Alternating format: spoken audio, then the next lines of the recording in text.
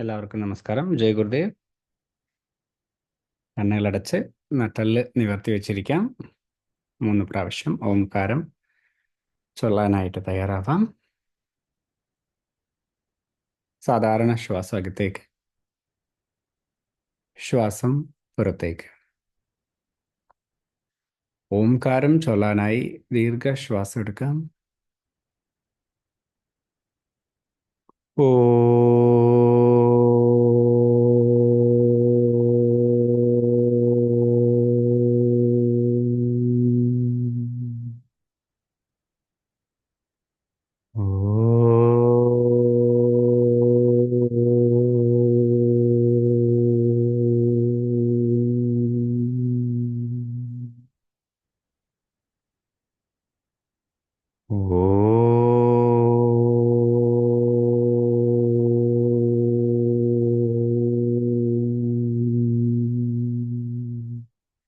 गुरुर्ब्रह्मा गुरुर्विष्णु गुरुर्देवो महेश्वरः गुरुर्साक्षात् परब्रह्म तस्मै श्री गुरवे नमः. ഓം ശാന്തി ശാന്തി ശാന്തി. ഈ സാവധാനം നിങ്ങളുടെ കണ്ണുകൾ തുറക്കാം. ജയ് ഗുരുദേവ്.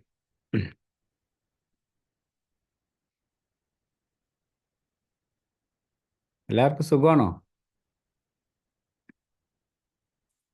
ഓ, വെരി ഗുഡ്.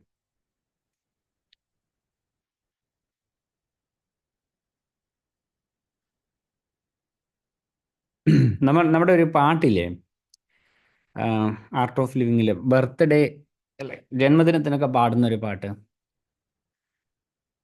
ആഴക്കടലിൽ തിരവന്നു നിൻ നാമത്തിൽ, അല്ലേ? ആഴക്കടലിൽ തിരവന്നു നിൻ നാമത്തിൽ ആത്മജ്ഞാന സന്തോഷം നേരുന്നു, അല്ലേ? എന്താണ് ആത്മജ്ഞാനം? അതെന്താ ആത്മജ്ഞാന സന്തോഷം? സാധാരണ സന്തോഷം പോരെ, ഇതെന്താ ഈ ആത്മജ്ഞാന സന്തോഷം? അല്ലെ, നമ്മൾ ചോദിച്ചിട്ടുണ്ടോ എന്തുകൊണ്ടാണ് ഈ ആത്മജ്ഞാന സന്തോഷം എനിക്ക് ആവശ്യം എന്നുള്ളത്? ആത്മജ്ഞാനത്തിലൂടെ വരുന്ന സന്തോഷമാണ് എന്നും നിലനിൽക്കുന്ന സന്തോഷം.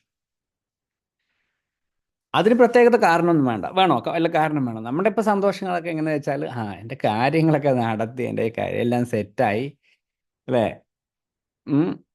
ഇപ്പം നമ്മളെ വിദേശത്ത് നിന്ന് ആരെങ്കിലും കാണാൻ വരികയാണെങ്കിൽ നമ്മുടെ സന്തോഷം എങ്ങനെയെന്ന് വെച്ചാൽ, അയാൾ എന്തെങ്കിലും കൊണ്ടുവന്നാൽ കൂടുതൽ സന്തോഷം, കൊണ്ടുവന്നില്ലെങ്കിൽ ഒരു കുറവ് സന്തോഷം, അങ്ങനെയൊക്കെയാണ്, അല്ലേ? അയാൾക്ക് വന്നു വന്നു പറഞ്ഞു വാവ് വളരെ സന്തോഷം. ഒരു ഗിഫ്റ്റൊക്കെ അയാളുടെ കയ്യിൽ നിന്ന് വന്നു കഴിഞ്ഞാൽ നല്ല സന്തോഷം, അല്ലേ? അപ്പോൾ സന്തോഷം വന്നു. ഇനി നമുക്ക് കിട്ടിയതിനേക്കാൾ കുറച്ച് മെച്ചപ്പെട്ട ഗിഫ്റ്റ് നമ്മുടെ സഹോദരന്മാർക്കോ അല്ലെങ്കിൽ അടുത്തുള്ള ആൾക്ക് കൊടുത്താൽ ഈ സന്തോഷം ഇതിനെ ബാധിക്കും. ഇതിന് ഫ്ലക്ച്വേഷൻ ഉണ്ടാവും, ഏറ്റക്കുറച്ചിലുകൾ ഉണ്ടാവും. ശ്രദ്ധിച്ചിട്ടുണ്ടോ? മനസ്സിൻ്റെ അവസ്ഥയാണ്. ആത്മജ്ഞാനികളായാൽ മാത്രമേ ഇതില്ലാതിരിക്കുള്ളൂ. അല്ലാത്തിടത്തോളം ഉള്ളിൽ ഇങ്ങനെ നമ്മുടെ മനസ്സ് എന്ത് ചെയ്യും? ഇങ്ങനെ ഈ ഗ്രാഫ് പോണ കണ്ടിട്ടുണ്ട്, ഇതുപോലെ കൂടിയും കുറഞ്ഞും. ഞാനിങ്ങനെ നോക്കാറുണ്ട്, റൂബിള് INR ഇന്ത്യൻ, ഇതിൻ്റെ റേറ്റ് എപ്പോഴാണ് കൂടുക കുറയുക എന്ന് നോക്കിയിട്ട് നാട്ടിലേക്ക് പൈസ അയക്കുക. അപ്പോൾ ഇതുപോലെ ഇതിങ്ങനെ കൂടും കുറയും, പ്രശ്നം വരുമ്പോൾ കുറയും, പിന്നീട് കൂടും, അങ്ങനെ. ഇതുപോലെ തന്നെ നമ്മുടെ സന്തോഷവും ശ്രദ്ധിക്കേണ്ട ഒരു കാര്യമാണ്, എല്ലാവരും ഉള്ളിൽ ശ്രദ്ധിക്കേണ്ട കാര്യമാണ്. ഇതൊന്നും ഗൂഗിളിൽ സെർച്ച് ചെയ്താൽ കിട്ടില്ല. സെർച്ച് ചെയ്ത് നോക്കൂ, സന്തോഷത്തിൻ്റെ ഗ്രാഫ് കിട്ടുമെന്ന് നോക്കാം. ഇത് നമ്മൾ സ്വയം തിരിച്ചറിയുന്ന കാര്യമാണ്. എങ്ങനെയാണ്? സ്വയം തിരിച്ചറിയുന്ന കാര്യമാണ്. അതാണ് ഗുരുക്കന്മാർ പറയണത്. ഗുരുക്കന്മാർ പറയണത് ഉള്ളിൽ നിന്ന് നീ കണ്ടെത്തുന്ന സന്തോഷം അത് ശാശ്വതമാണ്. അതിന് നിരന്തരമായിട്ടത് മുന്നിൽ സന്തോഷം ഉണ്ടാക്കണം എന്നുള്ളത്. അതെങ്ങനെയാണ് നമുക്ക് സംഭവിക്കുക? ഈ ആധ്യാത്മിക പ്രക്രിയകളെ, എല്ലാ പ്രക്രിയകളും ചെയ്യുന്നതിലൂടെ നിരന്തരമായ സന്തോഷം. എന്ത് വെച്ചാൽ, ഈ ലോകത്ത് ഇനി ഒരു സാധനവും നമുക്ക് ആവശ്യമില്ല. എന്തിനാണ്? സന്തോഷിക്കാൻ. ഒരു സാധനവും ഒരു വ്യക്തിയും നമുക്ക് ആവശ്യമില്ല. ഒരു സാധനവും നമുക്ക് ആവശ്യമില്ല. ആരും വന്ന് നമ്മളെ നല്ല വാക്കൊന്നും പറയണ്ട, അല്ലേ? എന്നാലും നമുക്ക് ഞാനൊക്കെ നമ്മൾ സേവയൊക്കെ ചെയ്യുമ്പോഴും അല്ലെങ്കിൽ എന്തൊക്കെയൊക്കെ ചെയ്തുമ്പോൾ അതിന് ഒരു പ്രശംസ കിട്ടിയില്ലെങ്കിൽ ഉള്ളിലൊരു അസ്വസ്ഥതയാണല്ലേ. നല്ല സേവയൊക്കെ ചെയ്തു, അല്ലെങ്കിൽ എന്തെങ്കിലും ചെയ്താലും അത് നമ്മുടെ ഉള്ളിൽ അറിയാതൊരു പ്രശംസ നമ്മൾ ആഗ്രഹിക്കുന്നുണ്ട്, ഉണ്ടല്ലോ?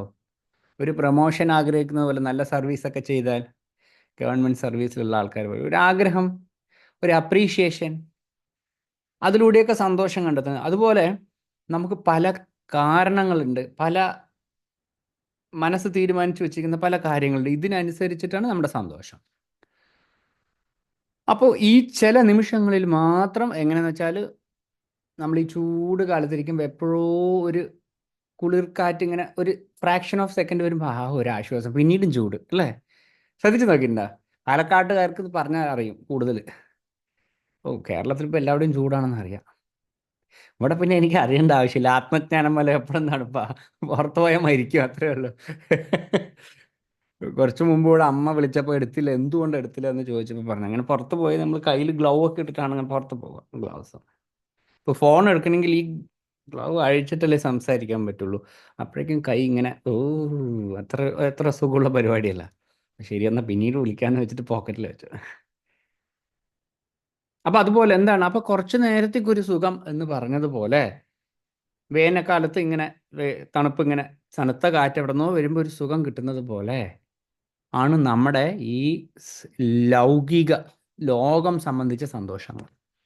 ഒരു അല്പനേരത്തേക്ക് ഒരു സുഖം, ആരോ നമ്മളെ കുറച്ച് പൊക്കി പറഞ്ഞപ്പോൾ ഒരു സുഖം, ആരോ എന്തോ കൊണ്ട് തന്നപ്പോൾ ഒരു സുഖം, കുറച്ച് വ്യായാമമൊക്കെ ചെയ്തപ്പോൾ നല്ല ശ്വാസമൊക്കെ ഉള്ളിൽ പോയിട്ട് വന്നപ്പോൾ ഒരു സുഖം, യോഗയൊക്കെ ചെയ്തപ്പോൾ ഒരു അല്പസുഖം. യോഗ ചെയ്ത് കിട്ടുന്നത് ആത്മജ്ഞാന സന്തോഷമല്ല കേട്ടോ, യോഗ ചെയ്താൽ കിട്ടുന്നത് ശാരീരിക സുഖം. അതുമാത്രമല്ല, അത് ഇമീഡിയറ്റ്ലി കിട്ടുന്ന കാര്യമാണ്. സ്വാസ്ഥ്യം, ശരീരത്തിൻ്റെ പ്രവർത്തനങ്ങളൊക്കെ കറക്റ്റ് ആവുമ്പോൾ ഒരു സ്വാഭാവികമായിട്ട് ഒരു തരത്തിൽ സുഖം. അതിൻ്റെയും ഈ ലോകത്ത് കിട്ടുന്ന സുഖത്തിൻ്റെ ഏറ്റവും വലിയ സുഖത്തിൻ്റെ 1000 മടങ്ങൊക്കെയാണ് ആത്മജ്ഞാനത്തിൻ്റെ സുഖം. അപ്പോൾ ഏറ്റവും വലിയ സന്തോഷമാണ് അത്ര അത്. അപ്പോൾ ഇതിന് വേറെ ഒരു കാര്യവും വേണ്ട, നമ്മളാരും സുഖിപ്പിക്കേണ്ട ആവശ്യമില്ല, ഒരു വ്യക്തിയും വസ്തുവും സാഹചര്യവും ഒരു ചുക്കും നമുക്ക് ആവശ്യമില്ല, നമ്മൾ പൂർണ്ണ സന്തോഷത്തിലിരിക്കും എന്നാണ് പറയുന്നത്. അപ്പം എന്താ സംഭവിക്കുക എന്ന് വെച്ചാൽ, ഈ എന്താ പറയുക, ഈ പൂ വിടർന്നിരിക്കുമ്പോൾ, നല്ല പൂക്കളൊക്കെ കണ്ടിട്ടില്ല, നല്ല ഇങ്ങനെ പൂ വിടർന്നിരിക്കുമ്പോൾ തേനീച്ചകളോട് അഡ്രസ്സൊന്നും പറയണ്ട, എവിടെയാണ് ഈ പൂ ഉള്ളത്, ചിത്രശലഭങ്ങളോടൊന്നും അഡ്രസ്സൊന്നും പറയണ്ട, ഈ ഭാഗത്ത് ആ മൂലയിൽ 2ാമത്തെ ചെടിയുടെ 3ാമത്തെ പൂ ഒന്നൊന്നും പറയണ്ടല്ലേ, അത് തേടി എത്തിക്കോളും, അല്ലേ? പൂമ്പാറ്റയോട് ആരെങ്കിലും പറയണ്ടോ, എൻ്റെ വീട്ടിലേക്ക് നാളെ വരൂ, നാളെ നിങ്ങൾക്ക് ഈ പേപ്പർ എടുക്കാൻ വരില്ലേ? ഇപ്പോൾ വീട്ടിൽ നിന്ന് പേപ്പറല്ല, എന്ത് മറ്റതെടുക്കാൻ, ഈ ഹരിതസേനക്കാർ വരുന്നത് പോലെ മാസത്തിൽ ഈ ദിവസമാണോ പൂമ്പാറ്റ വരിക? ബാഗ് കൊണ്ട് 50 രൂപ, അല്ലേ?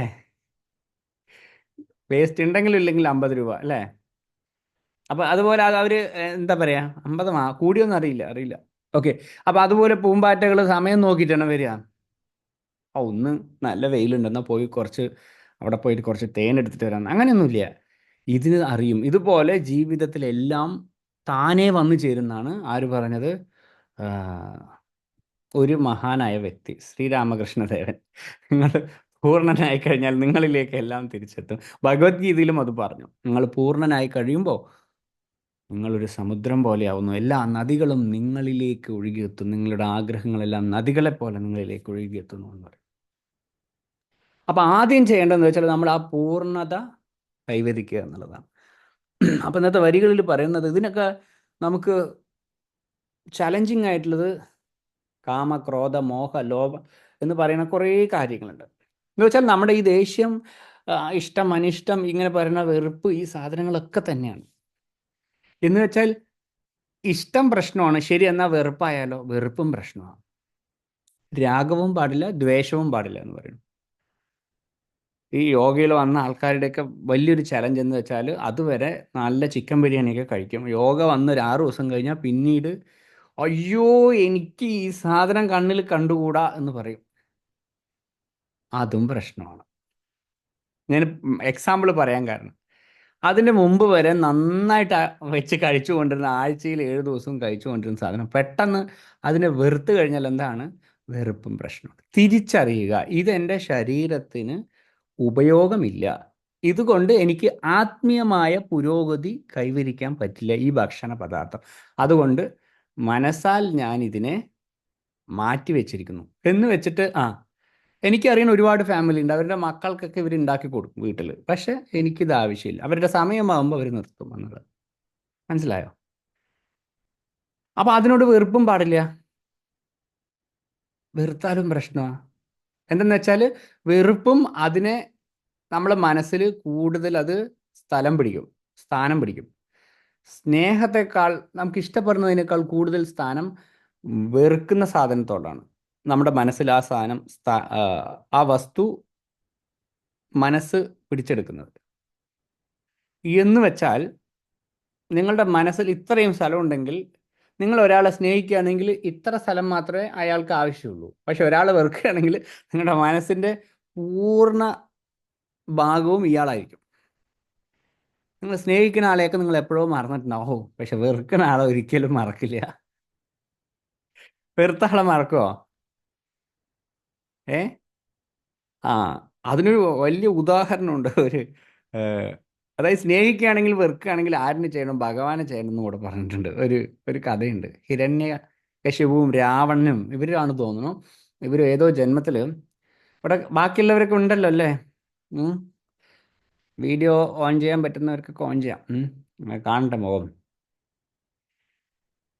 ഓക്കെ. അപ്പോൾ ഏതോ ജന്മത്തിൽ ഇവർ എനിക്ക് തോന്നുന്നു, എനിക്ക് കഥയൊന്നും കൃത്യമായിട്ട് അറിയില്ല, ഏതോ ഒരു ഒരു ഭക്തൻ ഭഗവാനെ കാണാൻ പോകുമ്പോൾ ഇവർ ഡോറിൻ്റെ സൈഡിൽ നിന്നിട്ട് ഉള്ളിലേക്ക് അലോ ചെയ്തില്ല. എന്തോ ഒരു പ്രശ്നം, ആൾ ഉറങ്ങാണെന്നോ ഇപ്പം ഒന്നും പോകേണ്ട, ആൾ ഉറങ്ങണമെന്ന് പറഞ്ഞപ്പോൾ അങ്ങനെ ശാപം കിട്ടുകയാണ്.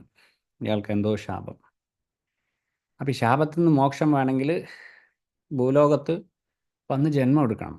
അപ്പോൾ ചോദിച്ചു എന്താ ചെയ്യേണ്ടത് എന്ന് ചോദിച്ചപ്പോൾ, മോക്ഷം കിട്ടാൻ ഒന്നുകിൽ 7 ജന്മം എടുക്കാം എൻ്റെ ഭക്തനായിട്ട്, അല്ലെങ്കിൽ 2 ജന്മം എന്നെ വെറുക്കുന്ന വ്യക്തിയായിട്ട് ജന്മം എടുക്കാമെന്ന് പറഞ്ഞു. അപ്പോൾ 7 ജന്മമൊന്നും എടുക്കാൻ വയ്യ, സാരമില്ല, ഭഗവാനെ വെറുത്താലും കുഴപ്പമില്ല, എനിക്ക് ഭഗവാന്റെ അടുത്തേക്ക് വേഗം വരണം എന്ന് പറഞ്ഞിട്ട് വെറുക്കാൻ തയ്യാറായി. അങ്ങനെയാണ് രാവണനും ഹിരണ്യകശിപുവും അവർ വെറുക്കാൻ തുടങ്ങിയത് ഭഗവാനെ എന്ന് പറഞ്ഞു. വെറുത്ത ആൾക്കാരും ഭക്തന്മാരാണ്.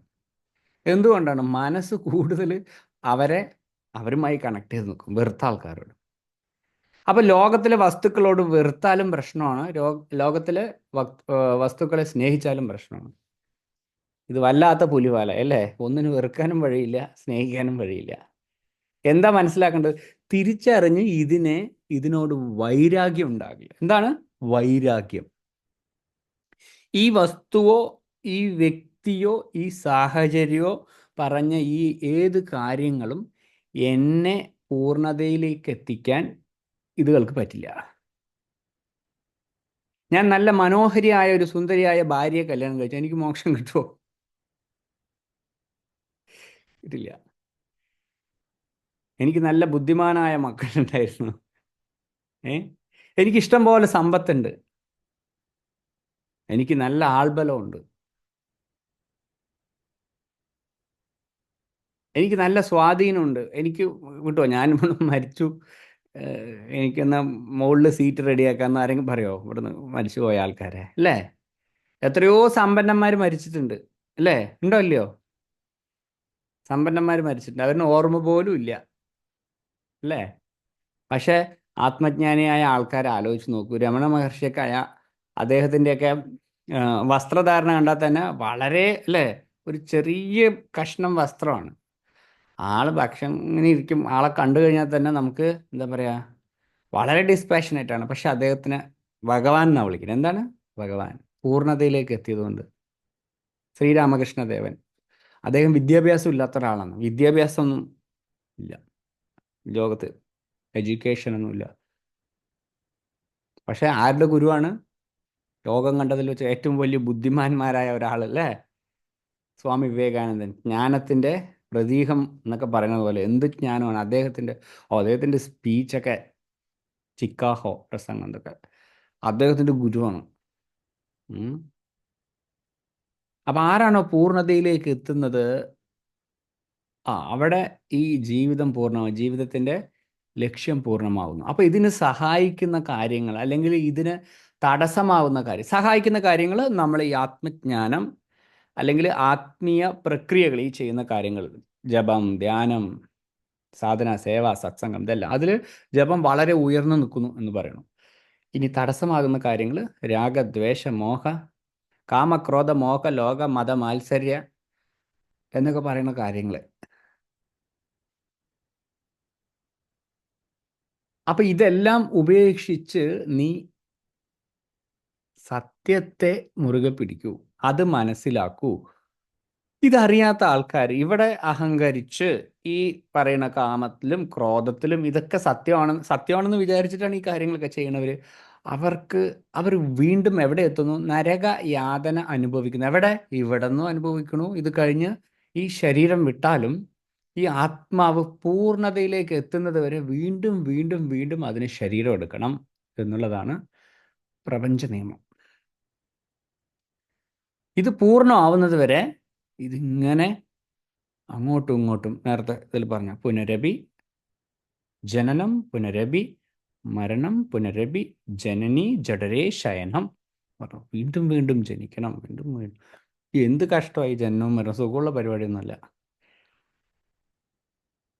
അപ്പം ഇതൊക്കെ ഉപേക്ഷിക്കണം. എനിക്ക് ദേഷ്യം, കാമം, ക്രോധം, ഈ സാധനങ്ങളൊക്കെ വന്നോട്ടെ, പക്ഷെ ഞാൻ അറിയണം ഇതെല്ലാം എനിക്ക് തടസ്സങ്ങളായിട്ട് വരികയാണ്. അപ്പോൾ ഇതിനെ ഞാൻ അറിഞ്ഞുകൊണ്ട് ഉപേക്ഷിക്കാൻ എന്തെങ്കിലും വേണ്ടേ? ചില ആൾക്കാർ ഇപ്പോഴും എനിക്ക് അറിയുന്ന ഒരുപാട് പേരുണ്ട്. എന്നെ ഒരുപാട് പേര് പുച്ഛിച്ചു എൻ്റെ ജീവിതത്തിൽ. ഞാൻ അവർക്കൊരു പാഠം പഠിപ്പിക്കും. ഞാൻ അവരുടെ മുന്നിൽ ജീവിച്ച് കാണിക്കും. അതാണ് എൻ്റെ ജീവിതത്തിൻ്റെ വാശി.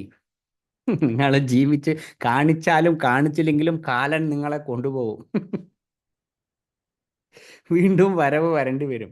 അതിനേക്കാൾ നല്ലത് കാലത്തിനും കാലനും അവരെ വിട്ടുകൊടുക്കുന്നതല്ലേ? ആണോ അല്ലയോ? നമ്മളോട് വെറുപ്പ്, വാശി, വിദ്വേഷം ഉള്ള ആൾക്കാരെ നമ്മൾ കാലനും കാലത്തിനും വിട്ടുകൊടുക്കുന്നതല്ലേ നല്ലത്? അവർ മരിക്കാതിരിക്കുമോ? ഈ പറഞ്ഞ നമ്മളെ വേദനിപ്പിച്ച വെറുപ്പിച്ച ആൾക്കാർ മരിക്കാതിരിക്കുമോ? കർമ്മത്തിൻ്റെ നിയമം അനുസരിച്ചിട്ട് എന്താണോ നമ്മൾ വിതയ്ക്കുന്നത് അത് കൊയ്യേണ്ടി വരും എന്ന് പറഞ്ഞിട്ടുണ്ട്. അപ്പം നമുക്ക് എന്താ ഇത് സംഭവിച്ചതെന്ന് ചിന്തിക്കണം. എന്തുകൊണ്ടായിരിക്കും എന്നെ ഒരു കാരണമില്ലാതെ ഈ വ്യക്തി? അപ്പോൾ ഏതോ ഒരു ജന്മബന്ധമുണ്ട്, ഏതോ ഒരു ജന്മബന്ധമുണ്ട് അതിങ്ങനെയൊക്കെ സംഭവിക്കും. ശരി, വിട്ടുകളയൂ, പോട്ടെ, ഭഗവാനെ, ഈശ്വര, നമഃശിവായ, അവർക്ക് നല്ലത് കൊടുക്കും. അതൊക്കെ ചിന്തിക്കാൻ വല്ലാത്ത പാടാണ് കേട്ടോ. നമ്മളോട് സ്നേഹം കാണിക്കുന്നവർക്ക് നമ്മൾ അനുഗ്രഹവും സ്നേഹവും തിരിച്ച് കാണിക്കും. പക്ഷെ നമ്മളെ വെറുക്കുന്നവരോട് ഇത് കാണിക്കാൻ പറ്റുമോ? നമ്മൾ ജയിച്ചു. നമ്മൾ ആത്മജ്ഞാനത്തിൻ്റെ പാതയിൽ വളരെ മുന്നിലേക്ക് പോയിക്കൊണ്ടിരിക്കുകയാണ്. വെറുക്കുന്ന ആൾക്കാരോട് ജ്ഞാനം വേണമെന്നാണ് പറയുന്നത്, വിവേകവും വൈരാഗ്യവും വേണമെന്നാണ് പറയണം.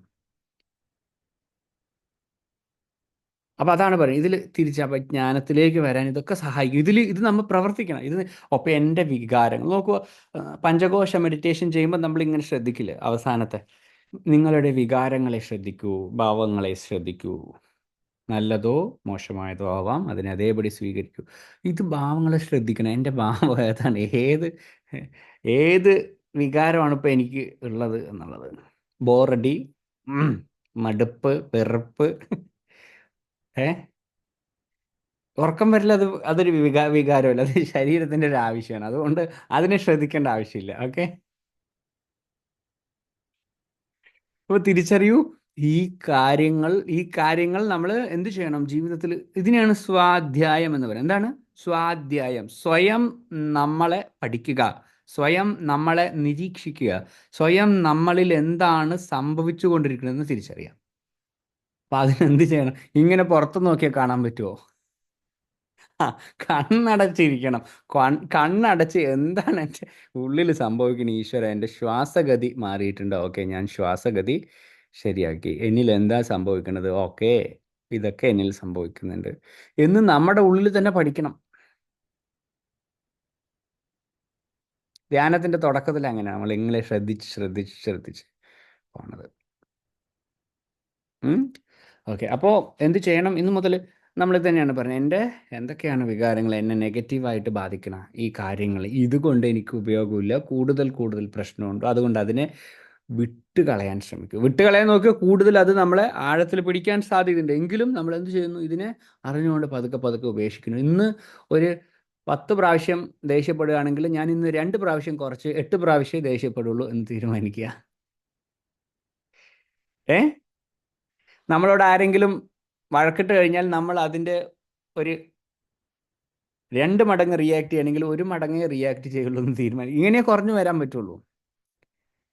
മക്കൾ എന്തെങ്കിലും പറഞ്ഞു കഴിഞ്ഞാൽ 10 എണ്ണം പൊട്ടിക്കുകയാണെങ്കിൽ ഒരു 5 എണ്ണം കുറച്ച് 5 എണ്ണം പൊട്ടിക്കുക. ഇതൊക്കെ ഇതിന്ന് പുറത്തു വരാനുള്ള മാർഗങ്ങളാണ്. നമ്മൾ റിയാക്ട് ചെയ്യണം. എന്ത് ചെയ്താലും അതിന് റിയാക്ട് ചെയ്യണം. ഇത് പറഞ്ഞ അങ്ങനെ ചെയ്തു, ഇങ്ങനെ ചെയ്തു, ഇത് ഇങ്ങനെ ചെയ്ത് ചെയ്ത് ചെയ്ത് പുതിയ കർമ്മം, പുതിയ കർമ്മം, പുതിയ കർമ്മം, പുതിയ കർമ്മം, ജനനം മരണം, കർമ്മം കർമ്മം, ജനനം മരണം. ഇതിനൊക്കെ കാരണമാവണം. അപ്പം തിരിച്ചറിഞ്ഞ് നല്ല അവബോധത്തോടെ ഇതിനെല്ലാം അറിഞ്ഞുകൊണ്ട് ഇത് വിവേക വൈരാഗ്യം സമ്പാദിച്ച് ഇതിൽ നിന്നും മാറി നിന്ന് ആത്മജ്ഞാനത്തിലേക്ക് എത്താനുള്ള വഴികൾ കണ്ടെത്തുക. അല്ലാത്തിടത്തോളം അദ്ദേഹം പറഞ്ഞതുപോലെ ഇതിലെല്ലാം പെട്ടുകിടക്കുന്ന ആൾ നരകത്തിൽ യാതന അനുഭവിക്കണമെന്ന് പറയും. അവിടെ നരകത്തിൽ പോകേണ്ട ആവശ്യം കൂടില്ല, ഇവിടെ തന്നെ അനുഭവിക്കും. ഒരുപാട് വെറുപ്പും ദേഷ്യമൊക്കെ വന്നു കഴിഞ്ഞാൽ ഉള്ളിൽ അനാവശ്യമായിട്ട് എന്താ പറയുക, ഒരുപാട് കെമിക്കൽ ചേഞ്ചസ് ഉള്ളിൽ നടക്കും. രാസപ്രവർത്തനങ്ങൾ അനാവശ്യമായിട്ട് ഒരുപാട് ഹോർമോണുകൾ, സ്ട്രെസ് ഹോർമോൺ, ഇതൊക്കെ നമുക്ക് പിന്നീട് ഒരു ബുദ്ധിമുട്ടായിട്ട് വരും. രോഗമായിട്ടും അസ്വസ്ഥതയായിട്ടും ആദിയും വ്യാധിയായിട്ടൊക്കെ വരും. അതേ നേരത്ത് ക്ഷമിക്കാനും അവരോട് സ്നേഹം കാണിക്കാനും കരുണ കാണിക്കാനും ഒരു മനസ്സുണ്ടെങ്കിൽ അവിടെ മനസ്സ് വളരെ ശാന്തമാകുന്നു. അത് നമുക്ക് ശാരീരിക സൗഖ്യവും മാനസിക സന്തോഷവും കൊണ്ടുവരും. ഇത് ഞാൻ പറയണമെന്ന് വെച്ചിട്ട് എനിക്ക് പ്രാവർത്തികമാകണം എന്നില്ല കേട്ടോ. ഞാനും ഇത് പരിശീലിച്ചു കൊണ്ടിരിക്കുന്ന ആളാണ്. എന്ത് നല്ല ജ്ഞാനം, ഇയാൾ നല്ല ആളാണെന്ന് പറഞ്ഞിട്ട് ചിലപ്പോൾ എന്തെങ്കിലുമൊക്കെ ചെയ്തു കഴിഞ്ഞാൽ എനിക്ക് ദേഷ്യം വരും. എന്ന് വെച്ചാൽ ഞാനും ഇത് പ്രാവർത്തികമാക്കിക്കൊണ്ടിരിക്കുകയാണ് ജീവിതത്തിൽ. ഇങ്ങനെ ഓരോ കാലഘട്ടത്തിലും പതുക്കെ പതുക്കെ ചെറിയ ചെറിയ ചെറിയ ഇമ്പ്രൂവ്മെൻ്റ് നമ്മുടെ ഇതിലുണ്ടാക്കാൻ ശ്രമിക്കണം. Okay, ready? Okay, good. ശരി, അപ്പോൾ കണ്ണുകൾ അടച്ച് നട്ടെല്ലാം നിവർത്തി വെച്ചിരിക്കാം. ഓക്കെ, സീറ്റ് ബെൽറ്റൊക്കെ വേണമെങ്കിൽ അത് ഇരിക്കുമ്പോൾ ചെയറിൽ പുതിയൊരു സീറ്റ് ബെൽറ്റുള്ള ചെയർ ഇപ്പോൾ ആശ്രമത്തിൽ അവൈലബിൾ ആണ്. ആശ്രമത്തിലല്ല, വെബ്സൈറ്റിൽ. നമ്മൾ മെഡിറ്റേഷൻ ചെയ്യുമ്പോൾ ഇങ്ങനെ ഉരുണ്ട് വീഴാതിരിക്കാൻ ഇങ്ങനെ ഇട്ട് കഴിഞ്ഞാൽ അത് നന്നായിരിക്കും. ഇപ്പോൾ സീറ്റ് ബെൽറ്റ് വേണ്ടവർ ഇടാം. കണ്ണുകളടച്ച് നട്ടെല്ലാം നിവർത്തി വെച്ചിരിക്കാം. മുഖത്തൊരു പുഞ്ചിരിയോടെ ഇരിക്കാം. വീഡിയോ ഓഫ് ചെയ്തവർ ഇനി കിടന്നുറങ്ങുകയാണെന്ന് അറിയില്ല. എല്ലാവരും കിടന്നുറങ്ങുകയാണെങ്കിൽ എഴുന്നേറ്റിരിക്കണേ. ധ്യാനം ചെയ്യുമ്പോൾ, ജപം ചെയ്യുമ്പോൾ. ഇത് കേട്ടപ്പോൾ വസന്തി അമ്മ വീഡിയോ ഓൺ ചെയ്തിരിക്കുക. എനിക്കറിയാം നിങ്ങൾ വളരെ സിൻസിയർ ആണെന്ന്. ഓക്കെ, ഞാൻ വെറുതെ തമാശയ്ക്ക് പറഞ്ഞ, മറ്റുള്ള ആൾക്കാരെ പറഞ്ഞതാ. എനിക്കറിയാം നിങ്ങൾ എല്ലാവരും സിൻസിയർ ആണെന്ന്. ഓക്കെ, ശരി. ശരീരത്തിന് അസ്വസ്ഥതയുള്ളവർ കിടന്നോളൂ, ഒരു കുഴപ്പമില്ല കേട്ടോ. പറയാറുണ്ട്, ചിലപ്പോൾ കമലാവതി ആൻറ്റി എന്നോട് പറയാറുണ്ട്, എനിക്ക് മോനെ എനിക്ക് ഇരിക്കാൻ പറ്റില്ല. ഓക്കെ, അതൊന്നും നമുക്ക് പ്രശ്നമില്ല. പക്ഷെ പറ്റുന്നത് പോലെ നമ്മൾ ഇതിനോട് ഇരിക്കാൻ പറ്റുമെങ്കിൽ ചെയ്യാമില്ലേ?